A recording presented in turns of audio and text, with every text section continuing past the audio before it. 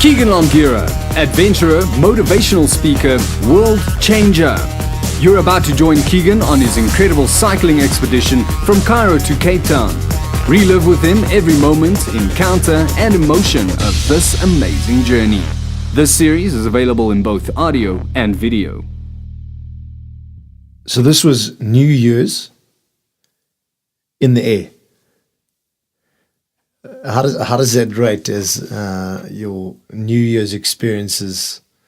I mean, compared to previous New Year's experiences you've had. I mean, how does this one rate? I think if you can ever get a feeling of being super happy and super sad at the same time, it was that moment, because I had spent New Year's alone before on a dam, fishing, camping at a river and things like that by myself. So, but it was sad not to have people that I loved with me going into a new year. You know, a new year just represents so much more than, you know, just having a party. It represents a new start. Like we almost feel like the slate is wiped clean and we can go after these dreams and stuff like that. And this was me going for my dream, like in a brand new year. And for me, that's what it signified. And yeah, so it wasn't the greatest party in the air. You know, it just went from 2014 to 2015. And that was it, you know. Nobody shouting, nobody having a major celebration or anything like that. But, you know, we all knew that, wow, a new year had started. So it was exciting to spend New Year in an aeroplane. I mean, I don't travel on airplanes much, so it was quite cool. You know, just watching a movie quietly. So yeah. In Cairo. Yeah. And then what? I mean, what caught your attention first? I mean, what was some of the first encounters? You mentioned something to me about certain smells. Sure. No, I mean, it was just chaos. I remember flying over the landing strip and just thinking to myself, where are we going to land? There's just lights and it's just chaos down there. And then all of a sudden we've landed already without me even noticing where the airstrip was. And when the plane, the doors opened and you walked out and down the stairs, I just remember these weird smells, you know. It almost smelled like you were in an Arab kitchen and they were cooking up something with a lot of spices, but then also smelling like bad smells, you know, like garbage and bad water, and then just fumes, just plenty of fumes and smoke, and it was like a rush to my senses. I don't know. I definitely knew I was in a different place, a different world. Yeah, so then I made my way to the main building, got into a little shuttle bus, and I just got into the building, and it was dead quiet. So everybody had knocked off early and gone on their New Year's parties, obviously, and now it was about 1:30 in the morning, and yeah, then it felt like Africa had started. I remember standing in a line trying to get through to where they, you know, check your visas and stamp you in, and they were doing these Ebola checks. So some lady had a thermometer in my ear, some lady was checking my skin, another lady was asking where I was from. It was like I was being interrogated. And because I was from South Africa, you know, it made it worse. I'm in Africa, so they thought Ebola was everywhere.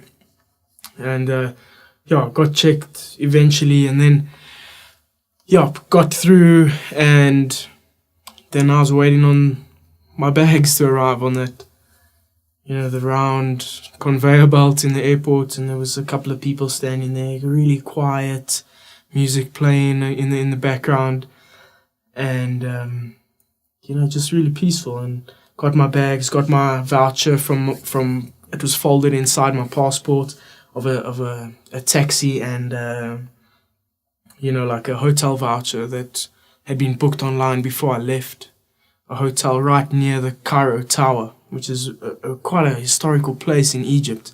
I mean, in Cairo. So yeah, then I've got this massive box with me. It's on my trolley. Put my bags on there, everything I need, and start pushing this trolley out the door. And as I get out the door, it's just chaos. There's taxi drivers. There's people flooding you, asking where you going. Say you want a taxi. And I'm panicking. I'm looking around, hoping that I can recognize the company's name written on that voucher, but I mean, everything looks the same. So I just keep pushing into the parking lot, and eventually this guy comes running into me with a sign with Keegan spelt wrong and E's backwards and all sorts of things, but I knew this was the guy, and went with him and walked to this like a minivan. And I was worried about my big bicycle box fitting into the car. And he just put the seats down, grabbed my bike and chucked it in, and then we were en route to the hotel. And it was just the traffic hit me. It was no indicators, people just hooting, changing lanes. I was in shock. I really was in shock. I was like, if this is bad in a taxi, if I'm worried for my life in a taxi, just imagine getting on a bicycle and cycling out of this place. So that was hectic, really hectic. And then we got to the bridge across the Nile River after about 45 minutes. And there was people standing on the bridges. There was flares, people lit flares. There was crackers going on. It looked like a revolution. I mean, that's what it looked like, people just going crazy. And we drove across the bridge, and the guy was explaining to me that the one side of the bridge was safe and the other side was unsafe, and we had just gone from the unsafe into the safe place where the tower was, the Cairo Al Borg, the tower hotel. And I just remember having to pay him a hefty fine. I mean, not a fine, a tip, because apparently that's the way things work in Egypt. Nobody does anything for free. Even if you ask for advice from somebody and somebody gives you advice, you expect it to tip them.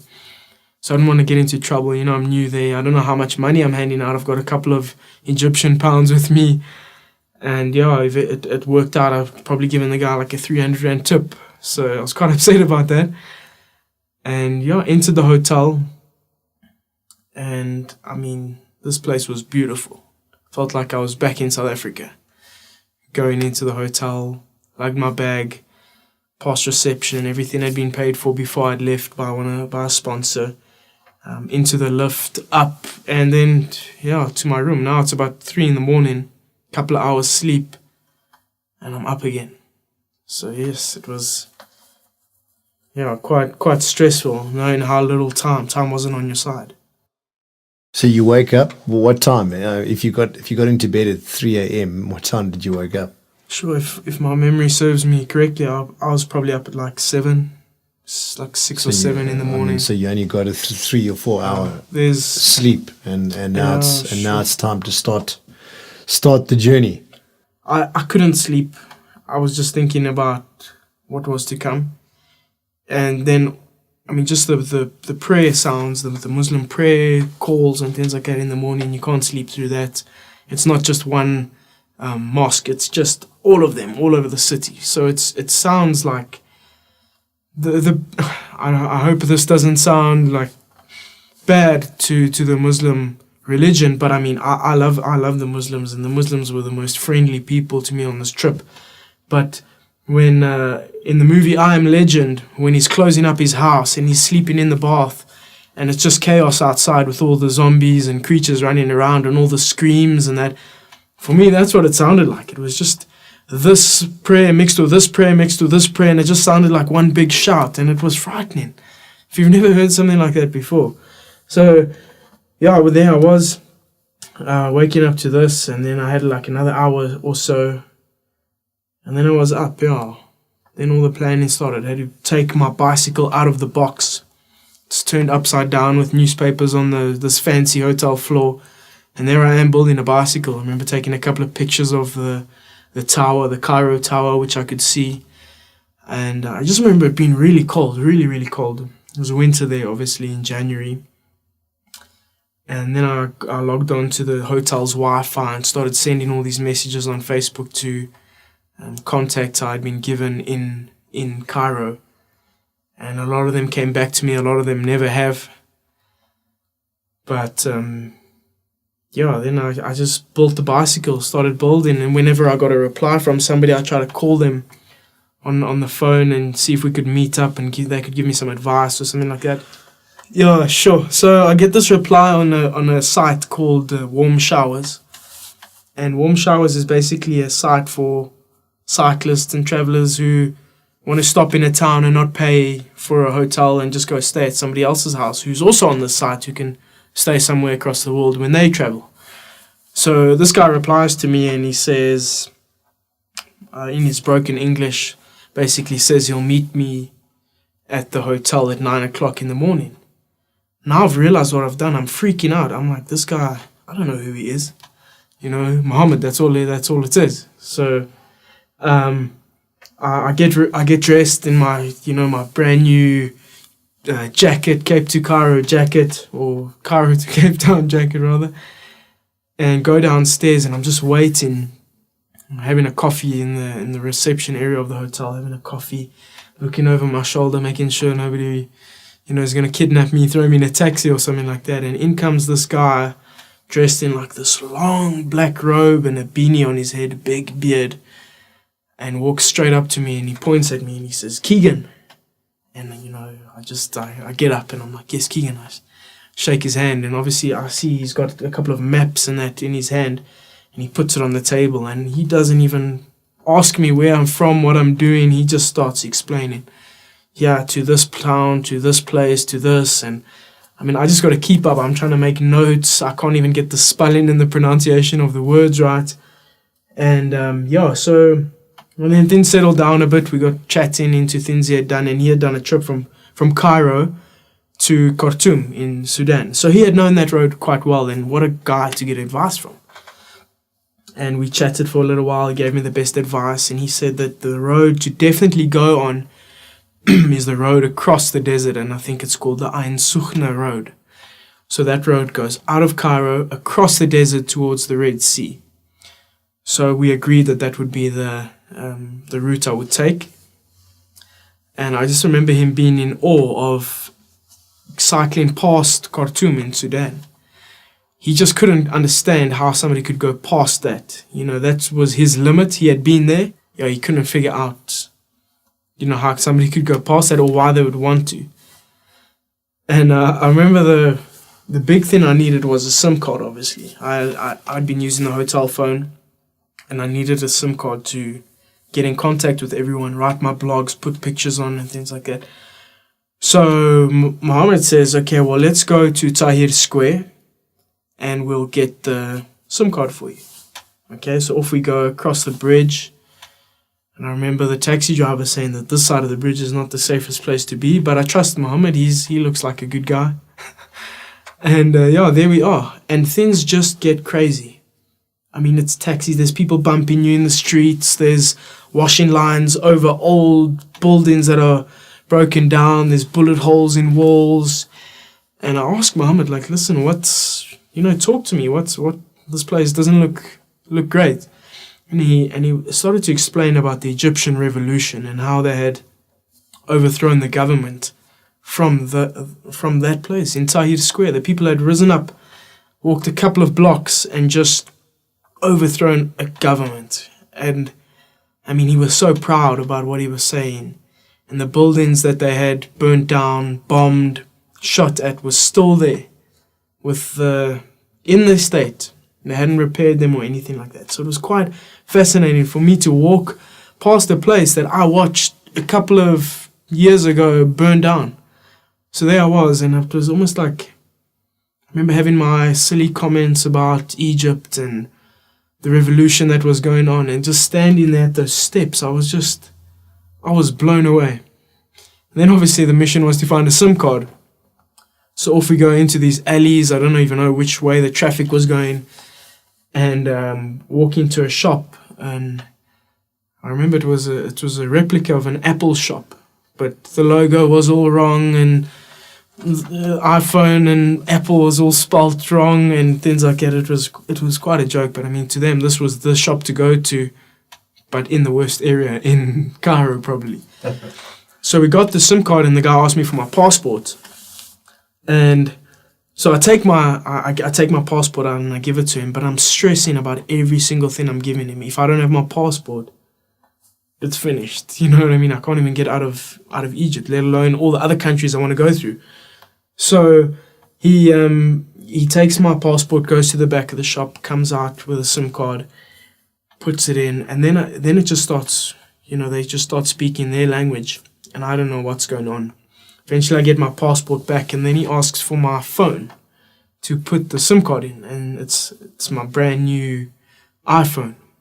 So I can imagine me being quite reluctant to hand that over to him and give him this phone. And I mean, there's just like pins and back of scissors and all sorts of things just hammering away at my phone. And eventually the SIM card comes out, and they put in this other SIM card and put it in. And yeah, I'm like, this is the most dodgy SIM card that's ever been in my phone.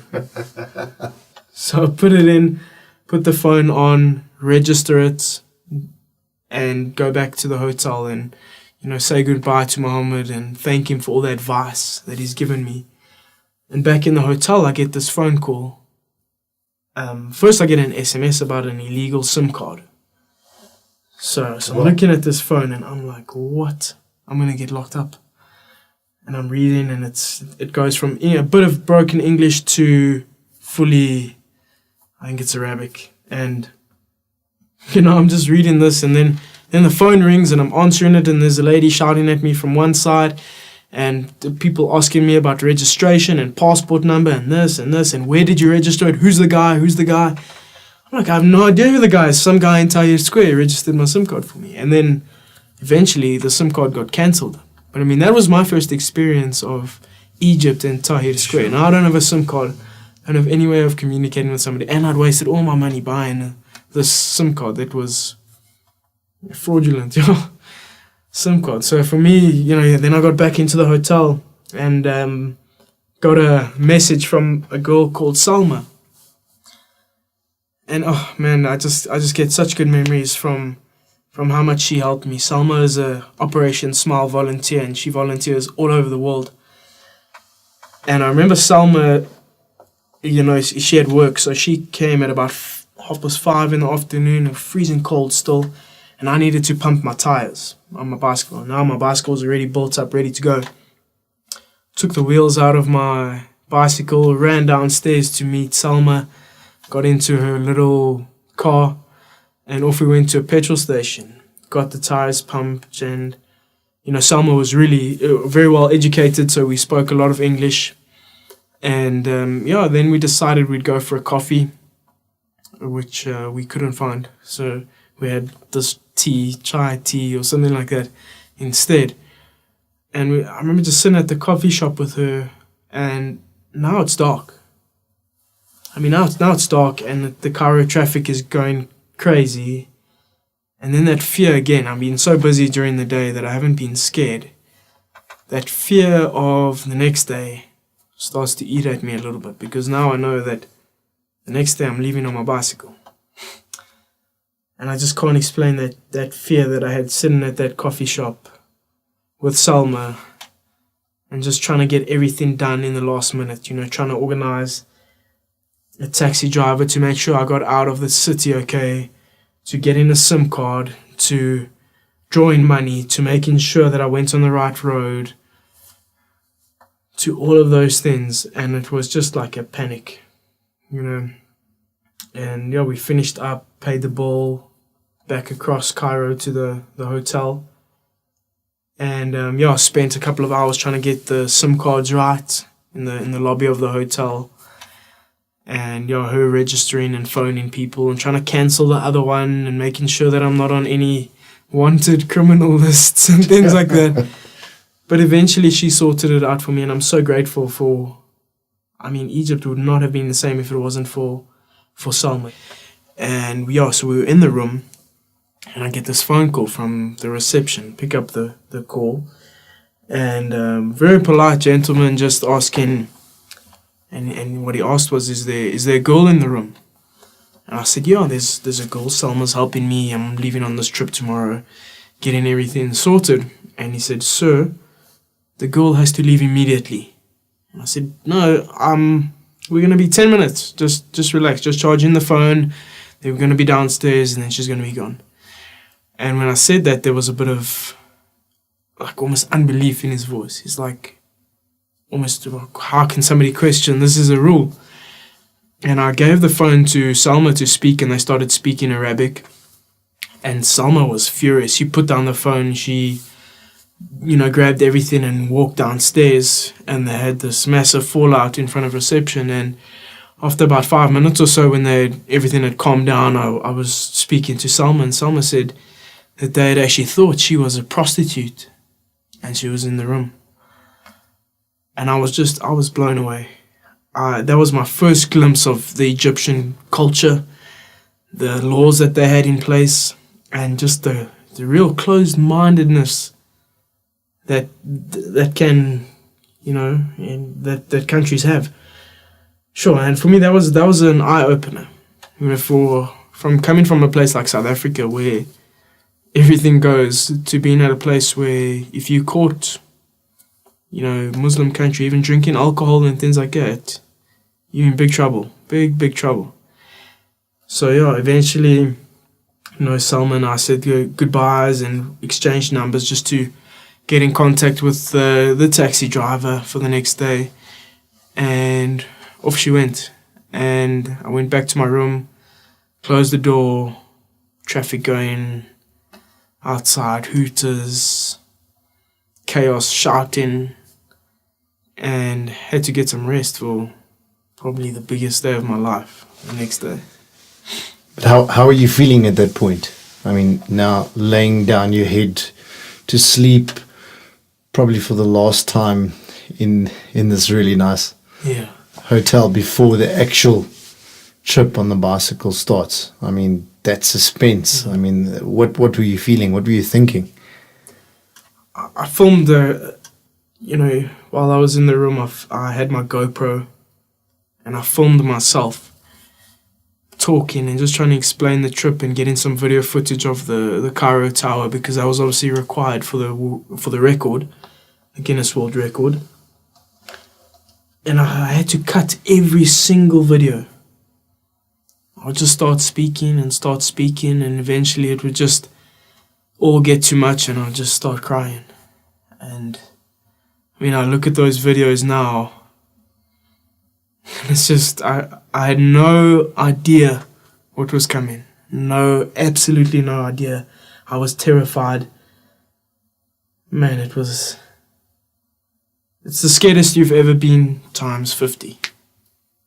Really, it was terrifying. Did you rest that night? I mean, did you manage to fall asleep? Yeah, I think eventually I fell asleep, but it was I was disrupted a lot. Wake up, think what the time is. Do I have to leave yet? No, go back to bed. Wake up, hear sounds outside. Wake up. Yeah, just flooded with all these different things happening.